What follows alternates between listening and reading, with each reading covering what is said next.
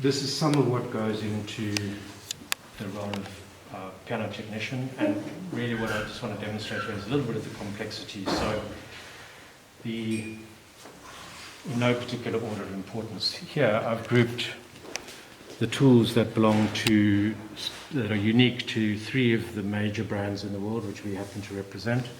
This is Fazioli, which are Italian, the most hand-built piano in the world. This is Shigeru Kawai and Kawai, Japanese, and this is Steinway. Now, all of these manufacturers also have a certain shared objective, which is hopefully to give you, the pianist, a lovely instrument to play on. But they use somewhat different methods to achieve that, and their tools reflect it. And I could go into a lot of detail on that, but some of the stuff that's just intriguing is if you take these, okay, these are measurement devices for telling how far the hammer should be from the string. The difference between this one and this one is 2 millimeters. This one is 47 millimeters, this one is 49. When Steinway introduced this change, after nearly 120 years without a change, the whole piano world went into shock. So it was nearly a global meltdown because none of us could get our head around it. But this is 2 millimeters difference. So for a piano technician, that's a world away. And because they made a 2 millimeter difference, they had to change the little blocks that measure how far the keys go down. Now I'm fortunate enough to have 3 blocks that cover all of Steinway's history so far. I trained with this one. Okay. I'm not 160 years old, by the way.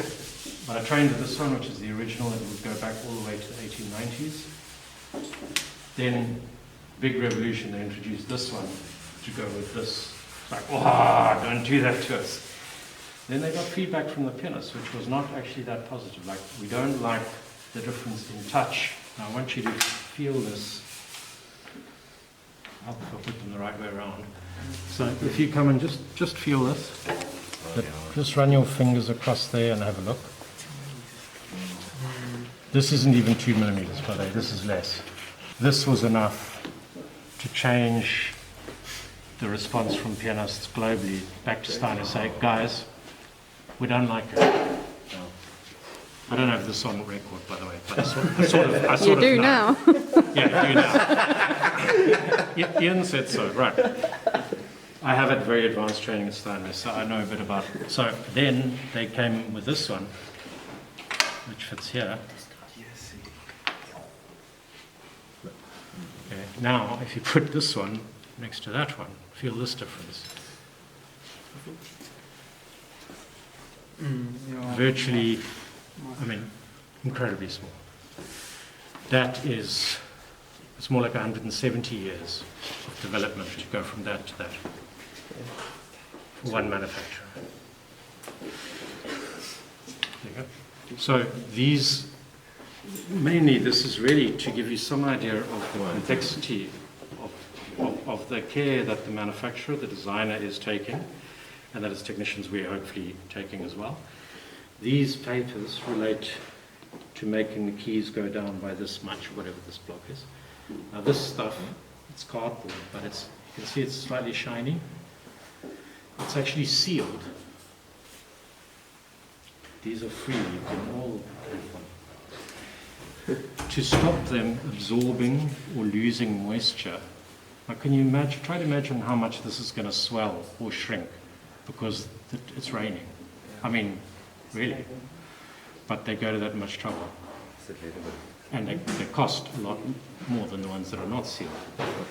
So the difference between these 2 sizes for a piano technician, that's huge. Now whether you know it or not, as pianists, if I take one of these, this thick, and I put it in a key on the piano you're playing, you can tell the difference. You won't know it, probably, but you can. Says, oh, might, yeah. You probably complain too, and I have to make them all like that. But seriously, that's what you guys are dealing with. To me, it's wonderful. Then these are just cute because these are Japanese, and they're pretty colours, which I like. Now, the manufacturers of these did a nasty thing. These These are sort of orange color, because when I was training the first time at Steinway, this was an orange. These were a lovely bright red, okay? And then these obviously are green. And then they changed this color and they made it a dirty brown. And I can't get my head around it. And the idea is, as a concert technician, you don't have time to think, is it a 0.2 or a 0. What's it, what color is it? So my poor technicians, I still call this a red. So I say to the guys, no, you must put a red in there. They go, what's a red? I said, it's the brown red, the red brown, this one, the red one. Yeah.